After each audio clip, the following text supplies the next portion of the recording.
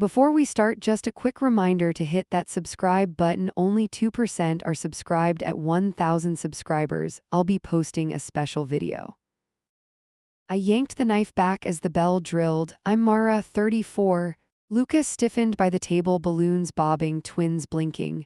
Don't move, I whispered, frosting on my wrist. The bell hit again, harder. I checked the peephole and froze. Him older, tidy, practiced smile. The twins whispered each other's names like a code. My palm slipped on the chain, metal scraped loud. I opened 1 inch, no more. A square box flashed in his hand. For the kids, calm voice through the gap. Luca's breath hit my neck, hot and fast. I shut the door and set the deadbolt. He still waited on the mat. Back room, I told the twins, steady now. They grabbed each other and ran, steps thudding. Luca stared at the door like it might speak. My pulse rode my throat, heavy beats. The bell went quiet, which felt worse. An envelope slid under the door, clean edge, slow push. I flinched and stepped back, shoulders tense. Luca crouched and tapped it like it might hiss. No return address, just weight that felt deliberate. Outside, gravel whispered under careful shoes. Don't touch it. I heard my voice from far away. Luca fetched the tongs from the grill drawer. He lifted the envelope onto a plate, hands shaking. We stared like it might grow teeth. Then my phone buzzed hard on the counter. Unknown number, screen pulsing, audio message waiting. Luca's jaw shifted like he bit down. I hit play with my thumb and braced. A man's breath filled the kitchen, steady, measured. I'm ready, the voice began. I killed the audio and looked at Luca. He looked at the twins' door and didn't blink. Knuckles white on the plate, paper crinkling under pressure. Another one, he muttered, eyes on the peephole. My stomach turned, something already set in motion. A thump against the window, soft, then nothing. I raised the blind 1 inch and saw the car. Backseat loaded with neat parcels and ribbon. He leaned on the hood like it was a stage. He lifted his phone and smiled at our house. Camera, I pointed, breath clipped. Luca moved to the console and typed the code. Street feed came up, wide angle, clear enough. He was centered in the frame like a portrait. He waved at the lens before we could think. A text arrived, unknown again, attached image downloading. Our porch today, time-stamped, kids, banner visible. Looks like a celebration, the caption read, polite tone. Luca's thumb hovered over call, then stopped. I locked the back door and checked it twice. He knocked once, heavy, then waited, then heavy again. The twins pressed into the hallway, eyes bright, questions rising. I herded them to the bathroom and clicked the lock. Quiet game, I said and tapped my watch. Their nods were quick, trust absolute. Sirens murmured somewhere far, then faded, then gone. He knew that sound would stall us, timed move. I tasted metal and counted a slow 4. Luca lifted the plate and set it on tile. We end this today, he whispered without looking at me. Another envelope appeared, this time under the side door. He was circling, testing every seam in our house. I lifted a chair under the knob and felt foolish. He chuckled outside and let the silence spread. The air felt crowded, though nothing moved. I took a breath and opened the first envelope. Inside lay 2 small rectangles wrapped in velvet. Not toys, he knew better, something colder. Etched surfaces caught my thumb, names carved sharp. Luca swore once under his breath. The phone buzzed again, voicemail transcribed, words clean. Children deserve family, the text displayed, pleasant cadence. My skin went hot under my sweater, then cold. Another line appeared, let them meet me outside. I blocked the number and it rang anyway. He knocked a rhythm we both recognized, 3, pause, 1. Luca's eyes shut, only a second, then open. I lifted the chain and shouted through the wood. Leave, I said, flat and final. He laughed gently like a teacher correcting a child. Tires hissed on the curb, someone pulling up slow. Our neighbor stepped out and stared, keys clenched. He lifted his phone toward us like backup. The man on our porch adjusted his cuffs once. Then he set a paper against the doorframe. See you in court, he said and turned. Not a threat, more like a calendar note. The paper slid down and rested by my foot. Luca didn't bend to grab it, he wouldn't. We waited until his engine disappeared down the street. The twins cracked the bathroom door and peered out. I kept my voice even and waved them closer. Back to your room, Luca managed with a nod. They moved fast and didn't ask why. I heard their whispers and felt the clock start. I picked up the paper and scanned the heading. Bold lines, stamped mark, words shaped like orders. The letters swam for a second, then fixed. I handed it to Luca because my hands shook. He read once and went very still. I opened the second envelope and found a card. Just 5 words, block print, careful handwriting, too careful. For time lost, no signature, no ask, only push. I pictured him in the driveway counting seconds. The thought settled like a W. 8 I could not drop. Luca turned the document over and looked at me. His mouth formed a word he did not speak. Outside, a stray leaf scraped along the step. The twins laughed once, then went oddly quiet. I knew we had just crossed a line. I shoved the locks and grabbed the kids' shoes. Luca gathered backpacks with clipped motions, no questions allowed. We headed for the garage in a tight line. Through the small window, I spotted a parked sedan. The driver aimed a phone at our door and waited. Back inside, I pressed the opener and stopped it halfway. The sedan crept forward like it owned the curb. My screen lit with a fresh voicemail alert. The message preview showed only 3 words, meet me civilly, then nothing. I dialed emergency and kept my voice even. Unwanted contact at our address. I gave the plate numbers and street. Dispatch promised a unit and told us to stay put. The sedan reversed and paused by our mailbox. The driver lowered his window and smiled too long. Luca moved the kids toward the den and closed it. I slid the first document under the gap for air. I recorded a time-stamped clip of the car idling. My throat dried as his blinker tapped an easy beat. He waited like timing was his favorite game. A squad car rolled past, then looped back. The officer stood on the walkway and lifted a palm. We cracked the door and showed the paper without commentary. He scanned the heading and nodded once. Do not engage. He set a card on the step and watched the street. The sedan pulled off, then braked at the corner. The officer watched him like a chess problem. If he returns, call again. He pointed to the porch camera and our driveway lens. Save everything. The cruiser left steady and the corner stayed alive. I motioned Luca to the car and we moved fast. The kids buckled in with serious hands and tight mouths. I pocketed the card and started the engine. A folded page fluttered under the wiper as I shifted. Luca slid it out and froze. A printed timetable held both children's names and hours. My neck burned and my jaw locked hard. School now. I pulled into traffic with no plan beyond motion. In the rearview, a compact hatchback merged 2 cars behind. It kept our pace without effort. At the office, I told the gate guard 3 sentences. He pressed a button and waved us through. The secretary listened and turned her screen for me. An unknown caller had left a pleasant inquiry that morning. What time are the grandkids released? Then a click. I asked for a safety hold and gave photos. The principal arrived with clipped steps and sharp questions. We agreed on a pickup change and test phrase. A teacher closed the courtyard, edges sealed in under a minute. My hands shook while I wrote the phrase twice. Luca's phone buzzed with a new image and no text. The shot showed us at the counter from a high angle. My shoulders went ice cold and my fingers missed the screen. He spun toward the ceiling and found a lens. The guard stepped under it and unplugged the feed. Home after daylight? I stood and meant it as policy. The principal looked at the timetable and pressed her lips. She lowered her voice and wrote a note for us. You should file for emergency relief today. She slid the note to my palm and waited for my eyes. We left through the side exit and cut across. The hatchback idled near the loading zone, then drifted away.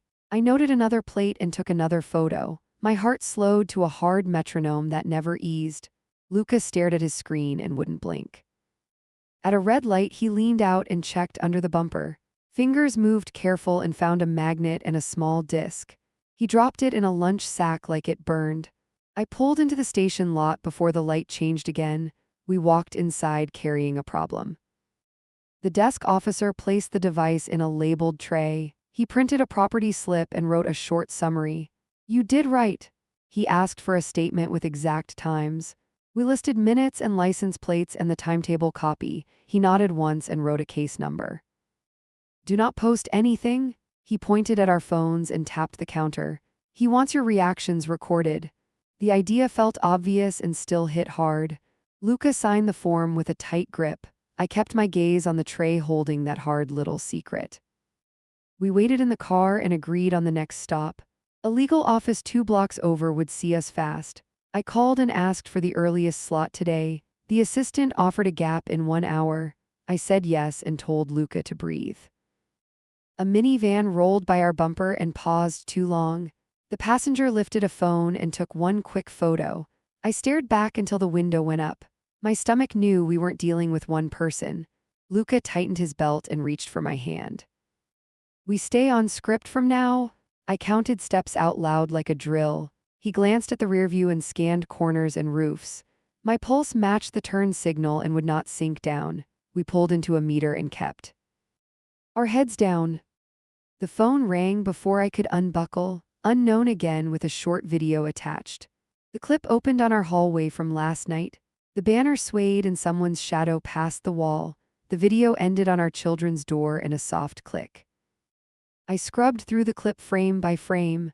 At the last second, a sleeve brushed the door jamb, not his watch from earlier, different band, narrower. My stomach tightened as the file name updated itself. Someone had access beyond our walls tonight. Drive to the attorney now? Luca opened the map and zoomed. I pulled into traffic and ignored the horn behind us. The phone chimed with a new share request. I declined twice and locked the account harder. A van slid in behind and matched our speed. Luca angled his mirror and checked for a dashcam glare. The van drifted back when I accelerated, then it settled in again with casual patience. I tasted metal and kept both hands steady. We parked 3 blocks away and walked. A cyclist coasted past and glanced at our faces. He circled once and stopped by a mural.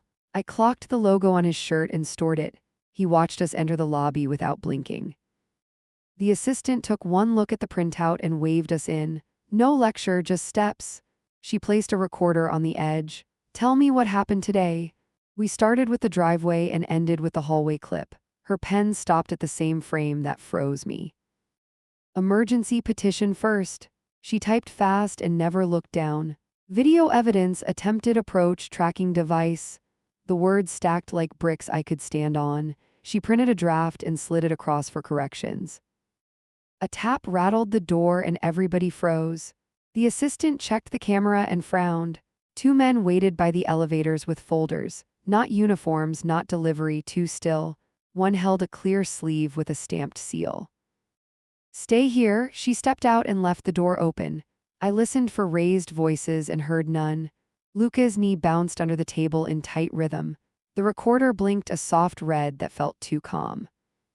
She returned with her jaw tight and a clipped nod. Process servers. She placed the packet on the desk and didn't touch it. They can't enter, they can wait in the hall. My throat worked and nothing helpful arrived. I signed 3 lines and handed her the pages. She slid them into a file and stood. Courthouse before 4. She wrote a courtroom number on her card. Do not go home first. The instruction landed like a bar across a door. We moved for the stairs and skipped the elevator. On the landing, a chalk mark curved beside the rail. Luca wiped it with his sleeve and stared at the dust. Breadcrumbs, he muttered like the word had edges. My pulse spiked and didn't fall. In the parking garage, our windshield wipers lifted, then dropped. No one stood close enough to touch the car. A sensor pinged and the dash lit notifications. Luca popped the glove box and pulled the fob battery. The alerts died and the quiet felt strategic. We detoured to the station and filed the new footage. The desk sergeant added our case number and printed another slip. You are building a pattern. He spoke plainly and never flinched. Pattern sounded like permission to keep pushing. At the courthouse, security flagged our bag and asked to unzip. A small hex key rattled onto the tray that wasn't ours. The guard lifted an eyebrow and held it up. I shook my head and watched him bag it. The conveyor belt hummed like it knew something. Outside the courtroom, a woman waved from a bench. She introduced herself with the name of a family evaluator. Short screening today, she said and tapped a tablet. Allegations, safety plan, contact rules. I nodded once and prepared to be specific. We stepped into a side room with a single camera. She started the timer and asked where the children were. School hold with verified pickup. My voice stayed even though my chest burned. Alternate route home and code phrase in place. She turned to Luca and studied his hands. Any outreach from your father today? He stared at the table and counted on his thumb. Voicemail, porch contact, hired car, hallway clip. The list stacked clean and ugly. The evaluator paused the timer and leaned forward.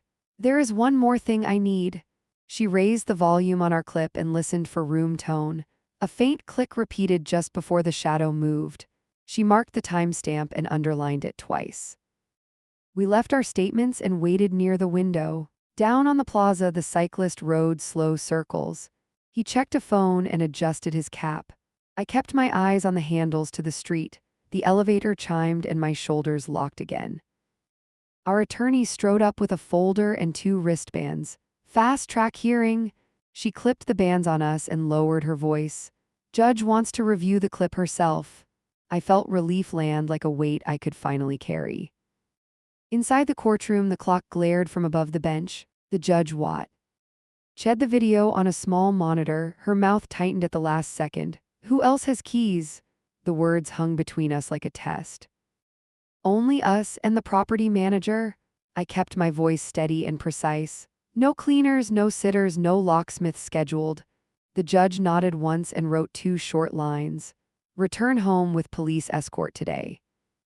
Home now. The attorney frowned but agreed with the order. They want the site secure before night. She shoved extra copies into her bag. Do not speak to anyone who approaches. I understood that the hallway video had changed her math. The escort met us at the curb with clipped greetings. We followed the squad back to our block in silence. A hatchback eased away from our driveway and turned left. The cruiser peeled off to follow while another slid behind us. The street looked ordinary and did not feel safe. Inside the entryway, a small screw lay near the baseboard. The nearest hinge had a tiny scrape and fresh dust.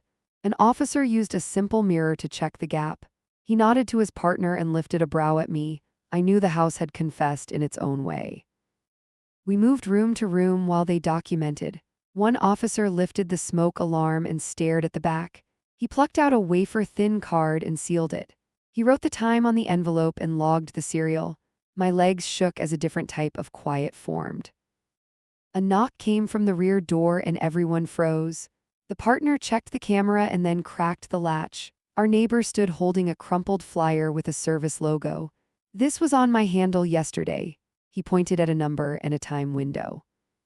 The officer read it and looked toward our kitchen. He asked for the name that scheduled the visit. The neighbor shrugged and rubbed his neck. Said the owner asked for a check. He glanced at our twins, Art, and went quiet. I called the number while the officer recorded the call. A polite voice confirmed an inspection request for last night. The technician canceled after no answer at the door. There was no work order on file for today. I ended the call and felt everything tilt. The officers finished their sweep and set a patrol request. Change locks now. The senior wrote the directive on the report. Install temporary cameras inside and outside. He underlined inside twice and stared until I nodded. Luca opened the hallway closet and counted keys. One hook empty where a spare used to hang. He met my eyes and didn't breathe for a beat. We both knew we had never used that spare. The judge's pen stroke clicked into place in my head. I turned to the kids' door and listened hard. Their sleepover bags sat ready because we agreed on backup. I dialed our friend and said the phrase we chose. She answered with one word and the plan activated. I looked at Luca and he understood without speech. Outside, a car door closed and then another. Footsteps approached and stopped at the edge of our porch. The doorbell stayed silent while pressure built on the mat. The officer held a finger up as his radio chirped. Through the peephole, a woman lifted her chin and smiled. The woman lifted a folder and knocked again. The officer opened 2 inches and kept his boot planted. She smiled without blinking and flashed a laminate. Court liaison, she announced with a practiced nod. My stomach tightened as Luca edged beside me. Not inside. The officer's forearm blocked the gap. She slipped a document forward until paper touched rubber. Notice of supervised contact proposal. Her gaze slid past him toward our hallway. I felt her measuring door frames like she owned them. "Where are the children?" She leaned slightly as if scenting noise. The officer shifted and the peephole turned into her eye. "We schedule a session today." Her tone stayed bland and unhurried. Luca's hand found the deadbolt like muscle memory. I raised the phone and started a live recording. She noticed and adjusted her tone by a degree. "Refusal may reflect poorly at hearing." The officer cleared his throat once. She retreated one step yet did not leave. A compact car idled by the curb and lingered. The second officer moved outside and wrote down the plate. The driver tilted a cap lower and stared at our hedge. A drone buzzed faintly from somewhere near the side gate. The first officer glanced up and keyed his radio. The woman held up a small puck-shaped device. "Parental portal beacon," she chirped with sales cadence. "Improves safety during transitions." She tapped it and a light blinked twice. The officer's eyebrows rose as he reached for a bag. "Leave that here?" I nodded toward the porch rail. She hesitated, then set it down with 2 fingers. Luca used tongs from the toolbox and lifted it into evidence. The light kept pulsing like a heartbeat that wasn't ours. The officer labeled it with a number and a time. Her phone rang and she switched to speaker. A male voice rolled through, warm and careful. "Cooperation equals stability," the voice said, Luca's jaw flex. "Ed," as he looked at the hinges. I closed my eyes for a second, then opened them. "Hang up." The officer stepped between her and the doorway. She shrugged and ended the call without expression.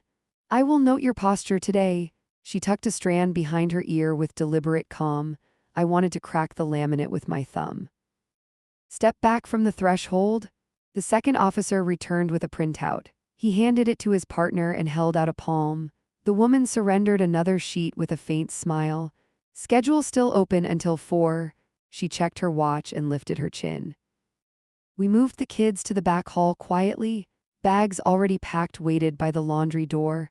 Our friend answered on the first ring with the agreed word. The officer assigned a unit to ferry them out. My heart jerked when I let their shoulders go.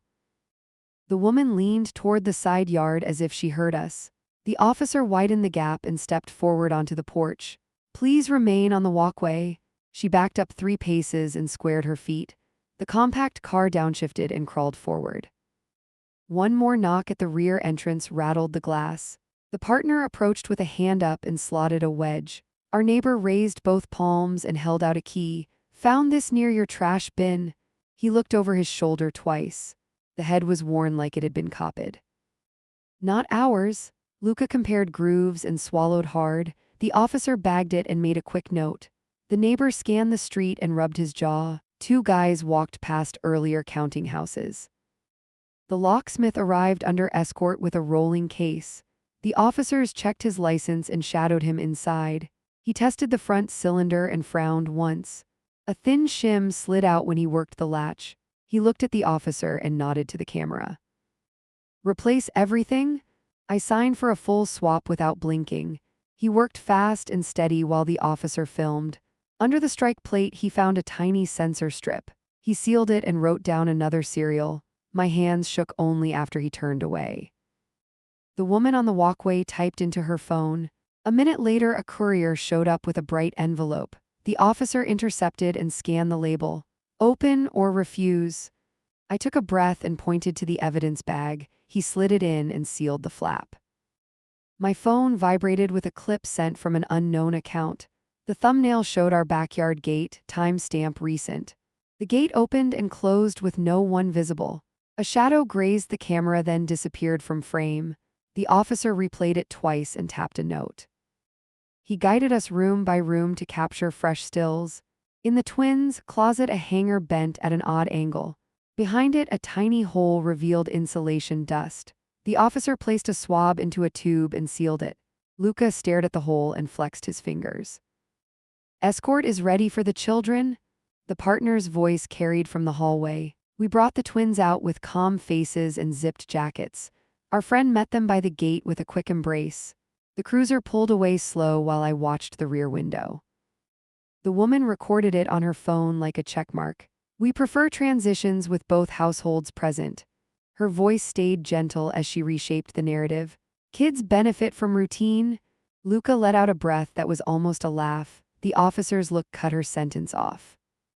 A floral delivery stopped at the curb with two bulky bears. The driver whistled and headed for the porch. The officer intercepted and lifted one by the back seam. He squeezed once and frowned at a hard shape. He tore the seam and pulled a matchbox-sized tracker. The driver blanched and stammered that it came preloaded. The partner photographed the truck and wrote down the route number. The officer bagged the device and looked at the woman. She watched with professional curiosity and adjusted her blazer. I burned that gesture into memory. Our attorney called and I put her on speaker. Do not accept on-site mediation today. Her tone left no room to argue. Judge signed a short-term protective order. Relief hit so hard I had to grip the table edge. Escort will serve copies soon. The woman checked her messages and seemed amused. Orders change nothing about the children's needs. She sounded like a training video that refused to end. The officer stepped forward and held up a fresh packet. You are served. She read the header and her smile thinned. A drone floated into view and hovered above the porch. The officer raised a handheld jammer and pressed the trigger. The drone lurched, then landed on the lawn like a sick bird. He dragged it closer with his boot and powered it down. The camera pointed directly at our hall. A sedan turned the corner and stopped behind the compact. The first window slid down and revealed the driver's eyes. He lifted a small card and pressed it to the glass. Case file number printed clean and large. I felt something cold track down my spine. Inside now? The officer shut the door and turned the deadbolt. Luca breathed through his teeth and checked every window. The partner posted up by the back entrance with his radio low. The house no longer felt like a place to rest. The locksmith finished and handed over new keys. He placed the old cylinders in sealed bags. I'd swap the garage rail too. He wrote a quick estimate and folded it. The officer nodded and marked the work order number. My screen flashed with a calendar invite from an unfamiliar email. Title read Reunification Session 1. Time listed as 2 hours from now. Location noted a counseling suite across town. An attachment carried a waiver that made my stomach flip. I forwarded the invite to our attorney and typed 3 lines. She replied with a single instruction: decline and document. I did both and saved the outbound header. Luca stared at the waiver and shook his head once. The woman resumed her spot by the walkway like a metronome. A teenager on a scooter stopped and handed her a sealed pouch. She tucked it into her tote and waved him off. The officer photographed the exchange and requested a unit to identify the runner.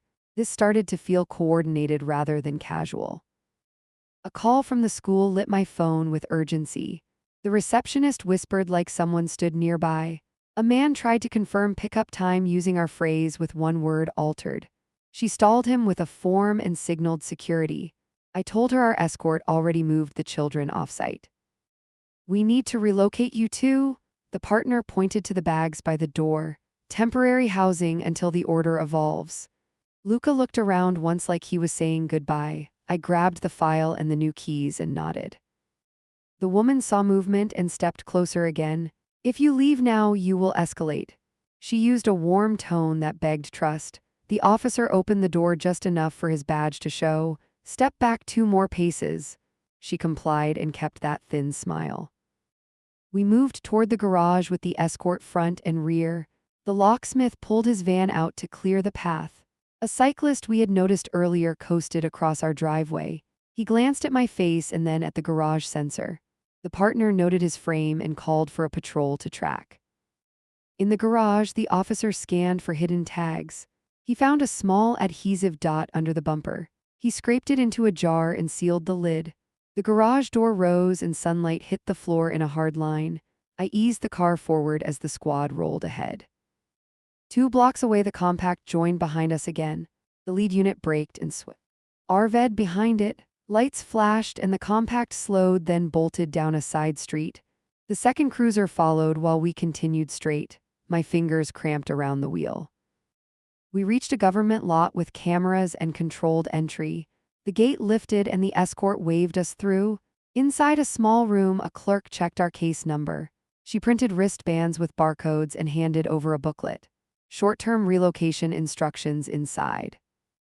I read the first page and felt my jaw set. No posting location, no check-ins except to the assigned officer, rotating exits whenever we traveled. It felt like a plan built by people who expected retaliation. I was grateful and furious in equal measure. The officer asked for a brief walkthrough of our timeline again. He listened without interruption and typed into a secure terminal. "We will request additional patrols at your address tonight." He pressed print and handed us a copy. The promise felt like a rope thrown to a swimmer.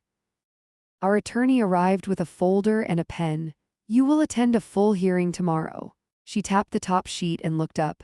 "They will push for supervised time based on grandparent statute." Luca stared at the floor and made no sound. I kept my eyes on the corner of her folder. "We can ask for a safety evaluator to lead." She placed a contact card beside the file. "Not that woman." The officer nodded and logged the liaison's badge number. Evidence bag after evidence bag lined up like a ledger. A clerk wheeled in a clear bin and unlocked it. Inside lay the drone, the tracker from the bear, and the beacon. The light on the puck finally went dark. I watched it until the glow vanished to nothing. Our friend texted a thumbs up and a photo of board games. The twins sat cross-legged with determined faces and spoons as wands. My throat loosened just enough to allow air. I typed a heart and a promise to call soon. Relief buzzed as thin as paper. The officer assigned a plain car for us to use. He handed over a key and an address for the safe unit. "Leave separately from the main lot." He explained the path with simple turns. "Switch phones there."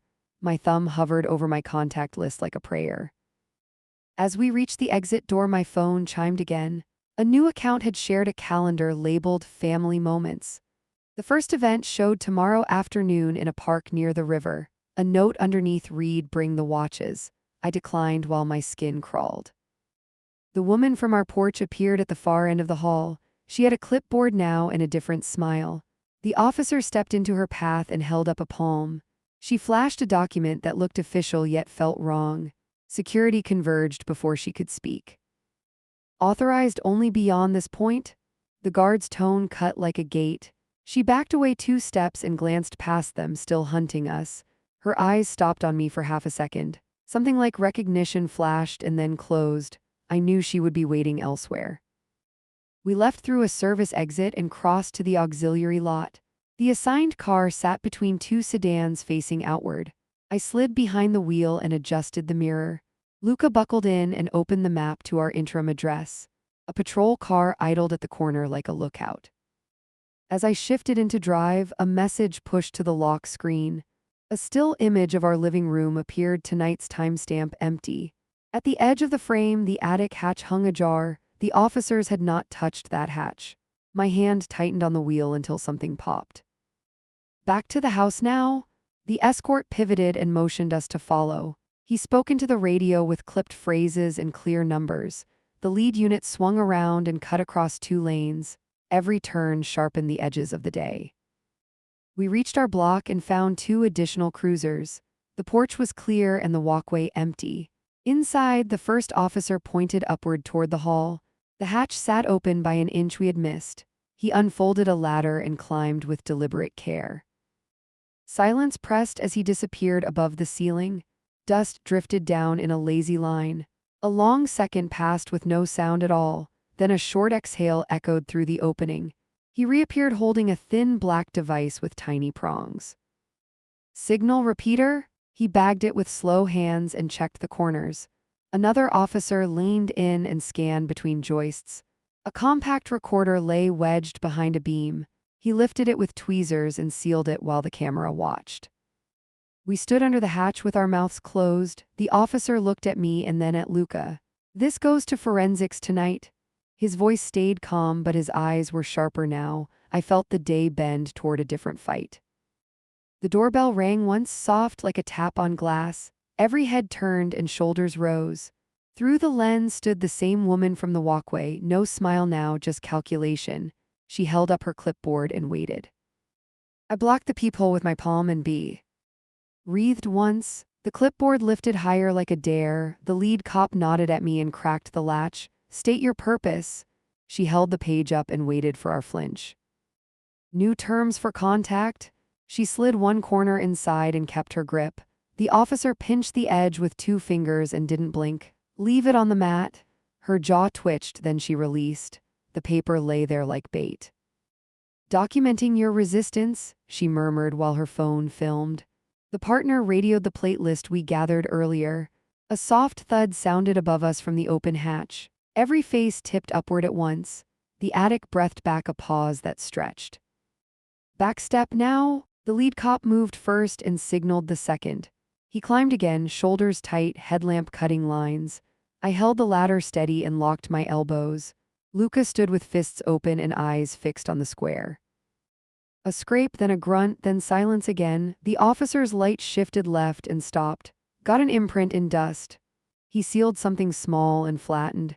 He passed it down with 2 fingers extended. A flexible pad with adhesive edges. My gut twisted.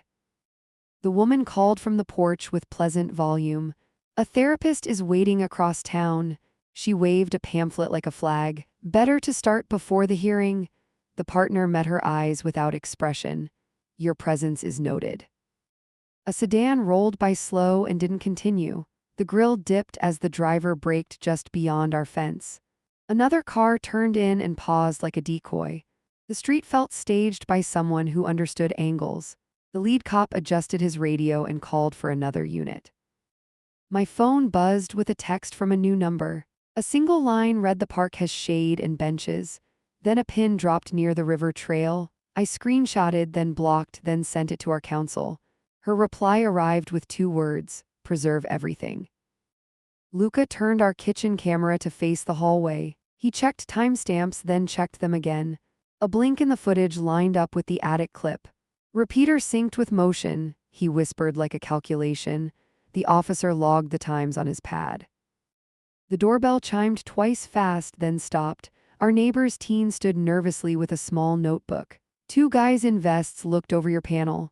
His eyes tracked the badge and relaxed a notch. They took a picture of the serial. The cop wrote as the kid rattled off details. The clipboard woman watched the exchange with cool interest. She angled her body so her camera captured our faces. I can request court to draw an inference, she cooed. The officer stepped into frame and filled it. Her lens caught uniform instead of us. Dispatch crackled with an update about the compact. The unit tracking it lost visual near the service road.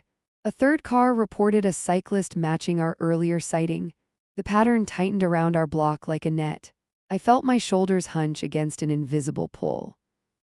Time to move locations, the lead cop decided. He outlined the exit plan in short beats. We would exit through the alley and cut right. The liaison opened her mouth to object and then closed it. The partner secured the back and gave a thumbs up. We loaded the last bag with brisk hands.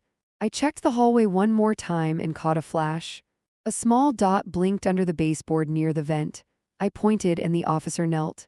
He scraped it free with a plastic tool and bagged it. Another transmitter, another path into our life. On the porch, the woman announced a final warning. Non-cooperation complicates everything. Her voice kept the same steady rhythm. The officer served her the protective order with clean precision. She scanned the header, then lowered her eyes. She did not step aside. Move. The partner walked through her space without touching. She pivoted, then trailed us at a courteous distance. Her driver idled at the corner, ready to follow. Our escort split routes and sent her the wrong way. For the first time in hours, I smiled. We cut through the alley and joined traffic midstream. The plain car responded like it knew our nerves. Luca checked mirrors every 10 seconds and whispered numbers. I stayed on the speed limit like it might shield us. A motorcycle appeared, then fell back, then disappeared. Our interim apartment sat above a storefront with one stair. The cop keyed us in and checked the windows first. He opened a lockbox and handed us sterile phones. Use these for anything official. I powered mine on and felt weirdly anonymous. A landline rang on the wall before anyone could sit. The officer grabbed the receiver and listened. He covered the mouthpiece and raised his eyebrows. Mediator requesting a doorstep check. He turned the volume high so we heard the tone, smiling, patient, relentless. No doorstep? I stepped closer and kept my voice flat. He thanked them and replaced the handset. Then he unplugged the cord and bagged the plug. "We control contact now," he scribbled the number on a log and tucked it away. Our friend sent a short clip from her kitchen. The twins ate cereal and argued over a puzzle. She flashed our agreed hand sign and winked. My chest loosened a notch and then tightened again. Relief always came with a shadow now. A vibration traveled along the windowsill, then stopped. The officer peered out through the side slat and nodded. A man across the street lifted a newspaper too carefully. He checked his watch twice in 20 seconds. The cop called it in and blocked the view with a curtain. A knock at the rear entrance startled all three of us. A building manager stood outside with a form on a clipboard. He glanced at the officer, then at me. "Emergency maintenance request downstairs." He didn't meet my eyes after that. My tongue tasted like a bad idea. The cop escorted him down to verify. I counted to 60 and whispered our safety phrase to Luca. He repeated it under his breath and checked his new phone. An email arrived from an unknown firm with a subject line: "Parent education session confirmed." I forwarded it to counsel and waited. The door buzzed again with a delivery. The officer carried in a neutral box and held it at arm's length. He ran a wand across the seam and waited. The wand chirped once and then stayed quiet. He opened the box and pulled out 2 framed certificates. Both frames held birth lines printed in ornate script. Both included footprints and a scan of identification details. My skin crawled as I read addresses we never listed publicly. A post-it stuck to one frame, for the family wall. Luca's mouth flattened to a hard line. "Evidence?" The cop slid them into a bag and sealed it. He made a call and used words like escalation and proximity. He asked for a supervisor to join us. His eyes met mine for a half beat. It told me he understood the pattern had teeth. The supervisor arrived with decisive steps and no small talk. She absorbed the quick summary and scanned our collection. "We petition for immediate no-contact enforcement tonight." She looked at the liaison's badge number and wrote it underlined. "I want her off your walkway." My phone pinged with a calendar update from a shared account. Event changed to playground behind the library, new time noted. A second line read: "Bring their watches or we bring ours." The phrasing hit like a fist in the sternum. I screenshotted and my hands shook. We rolled to the courthouse annex for a judge on call. The supervisor led us through a back corridor with camera domes. She knocked twice on a door marked "Hearing Room" and entered. A clerk checked our files and whispered about the clip from our attic. I watched the judge's face when the audio clicked. The judge listened without blinking while our attorney presented. She viewed stills of the gate opening to no one. She watched the bear tracker extraction without commentary. She took particular interest in the beacon pulse we caught earlier. Her pen moved swiftly across the order block. "Temporary no contact granted with immediate effect." She slid the signed page toward the supervisor. "Any attempted approach equals arrest." The judge set a compliance review for the following morning. My lungs remembered how air felt when it wasn't a weapon. Outside the annex, our escort angled us to a service exit. The clipboard woman waited by the front like a magician. When we emerged behind the building, her car nosed around the corner anyway. The supervisor stepped into the lane and raised a palm. The car stopped with a twitch. "Delivering notice?"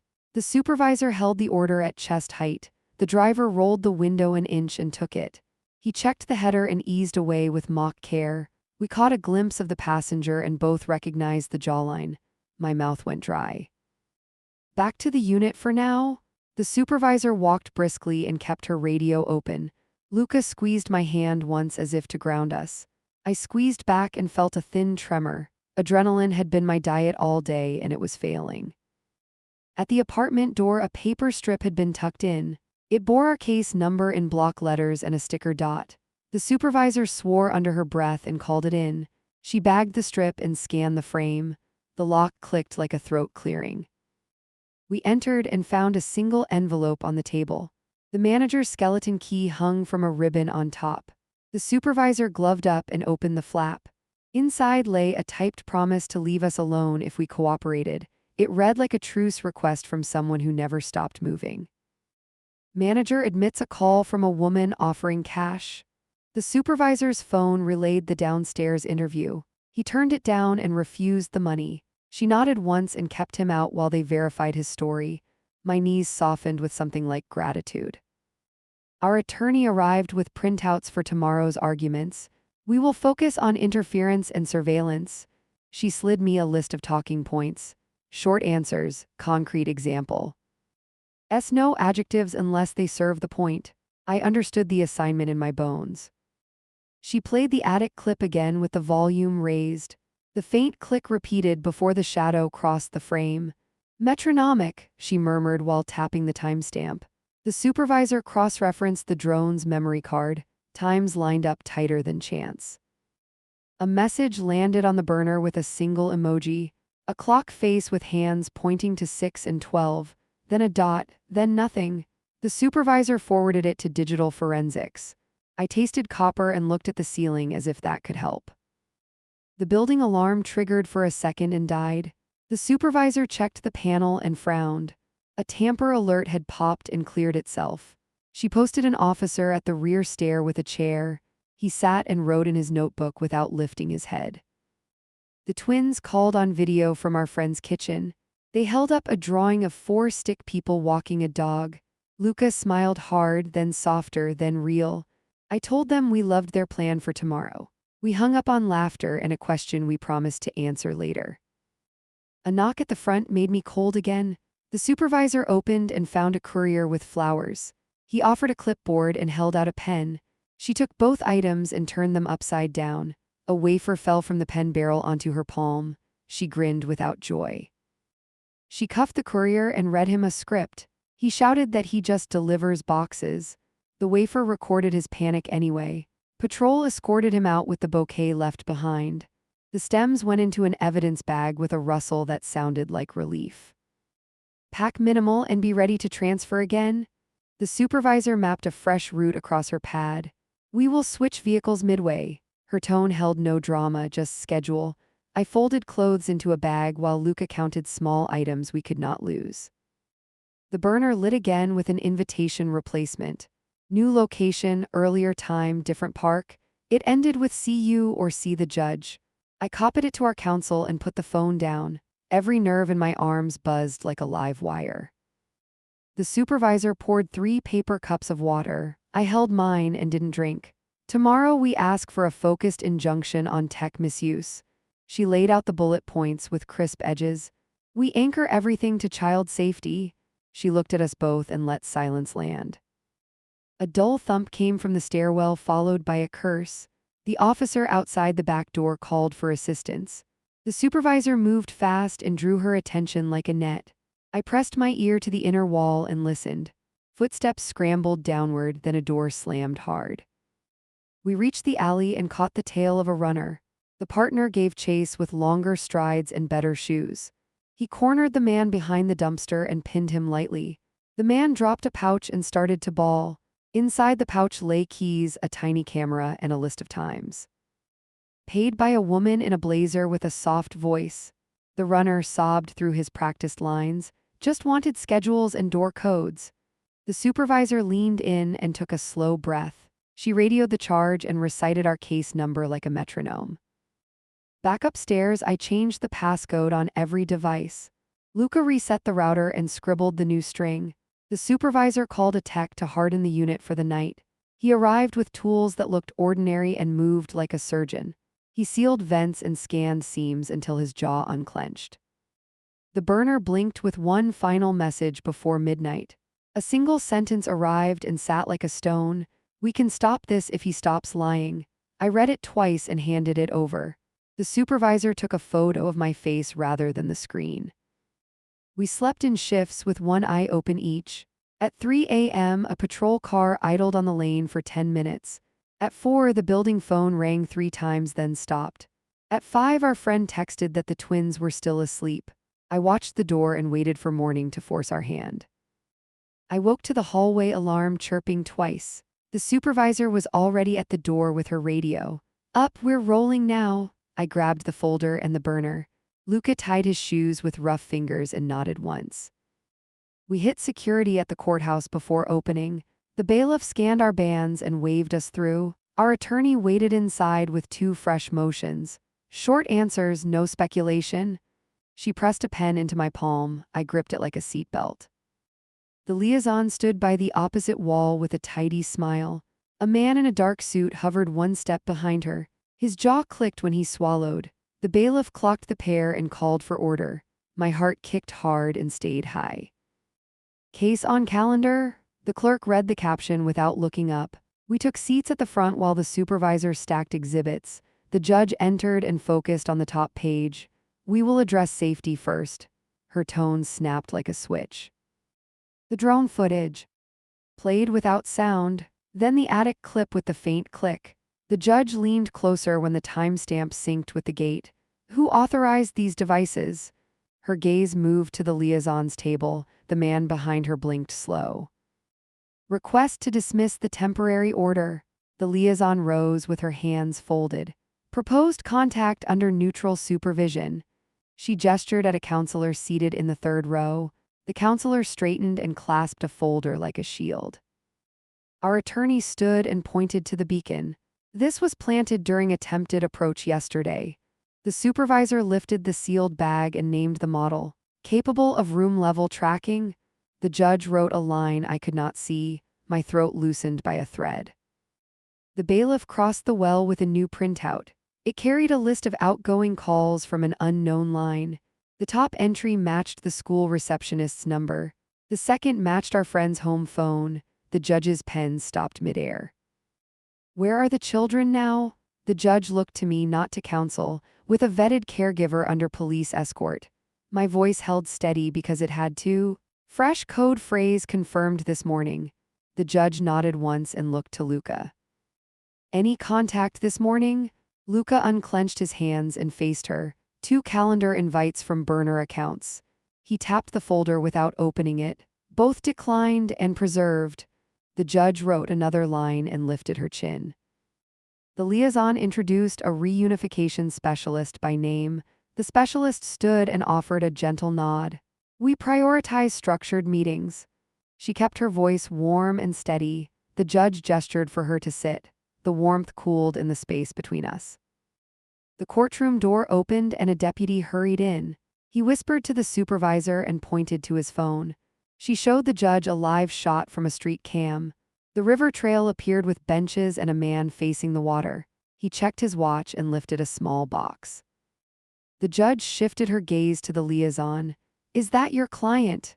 The liaison glanced once and didn't answer.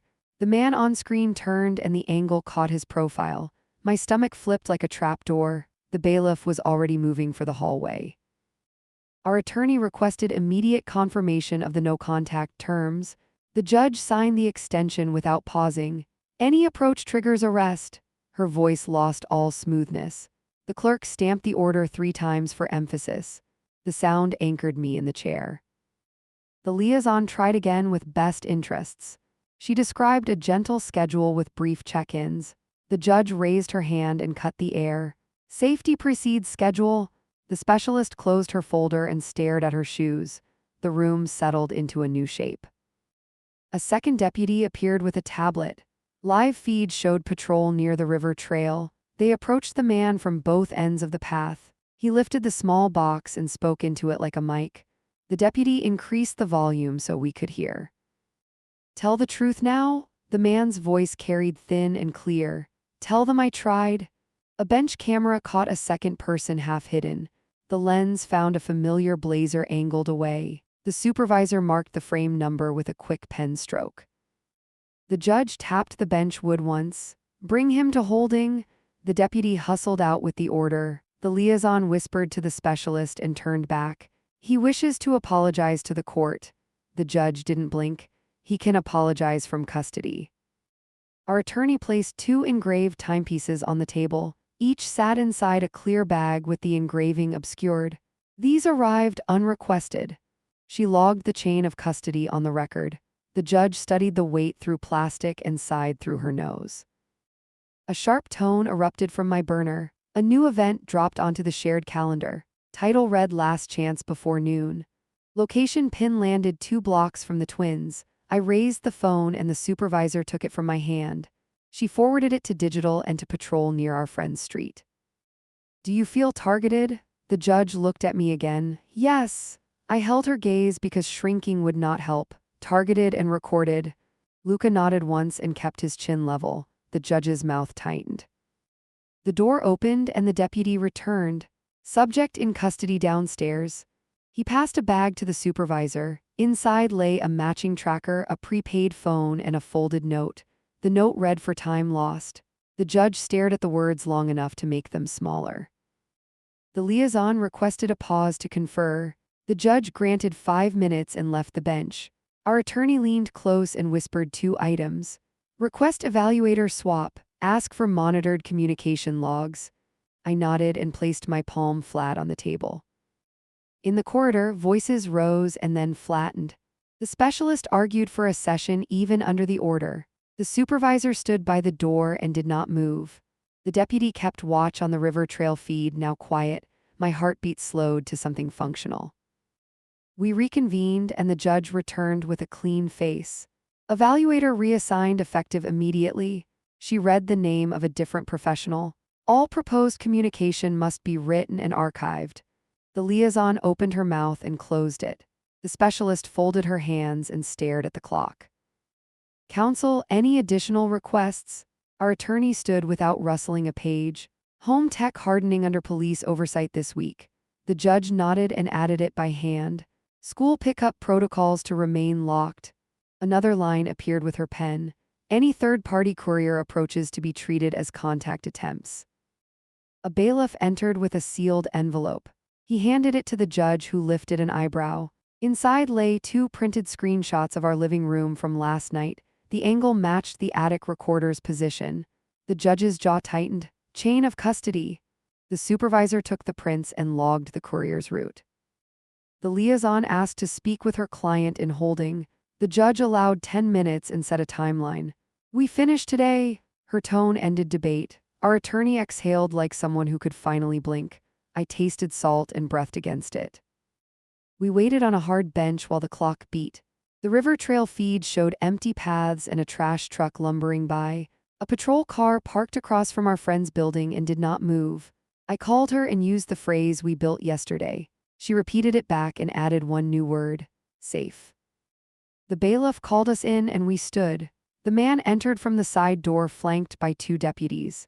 He scanned the room and fixed on Luca. His lips parted like a prayer that had no words. Luca's hands stayed on the table, knuckles pale. Do you wish to proceed with a hearing on visitation? The judge's voice dropped to low. He looked at the liaison and then back to the bench. I request time for a clinical consult. He cleared his throat and shifted on his feet. The judge watched him like a surgeon. Our attorney whispered, "Do not react," and touched my wrist. The judge spoke again, slower. Before any consult, we address the pattern. She listed devices, approaches, false deliveries, and the invite stream. Her cadence turned those acts into bricks. The man tried to frame it as confusion. The judge lifted a palm and stopped him. Confusion does not explain trackers. She tapped the order with her pen. It does not explain the attic. The courtroom air went tight and thin. Temporary order extended to 90 days. The judge signed and stamped with finality. No visits, no messages, no intermediaries. She looked at the liaison for the last time. Any breach will bring consequences. The gavel touched wood without flourish. We were dismissed and stood on weak legs. The supervisor gathered our evidence with clinical motions. Our attorney handed me the extra copy and a simple instruction. Read nothing online today. She squeezed my shoulder and headed for the hall. I nodded and held the paper like a passport. Outside, the liaison waited with the specialist. No smile now, only calculation stripped of shine. We will appeal. Her voice flattened to gray. The supervisor stepped between us and the threat dissolved. The specialist looked at the floor and didn't follow. In the lobby, a reporter leaned forward with a mic. The supervisor flashed her palm and the reporter stepped back. No comment. We moved through the glass doors and into the wind. A patrol car pulled up to block any tail. I felt the first real exhale break free. Our friend called while we crossed the plaza. Brunch at hours when you're clear. Her voice warmed the cold edges. I pictured the twins arguing over a game. I pictured matching spoons, silly and fierce. My chest hurt in a way that meant relief might stick. At the safe unit, we replaced phones again. The tech crew arrived with tools and a checklist. They scanned vents, seams, corners, outlets. They set traps that would ping any new device. The supervisor logged each serial and checked them twice. A courier tried our door with a small box. The deputy took it and turned it upside down. A bug fell out that looked like a button. He bagged it and barred the hallway with one arm. The courier backed away and vanished down the stairwell. Our attorney texted a single line, "Expect online bait, ignore." I silenced the burner and set it face down. Luca opened a fresh notebook and wrote 2 sentences. "We choose distance. We choose safety." He underlined each word and closed the cover.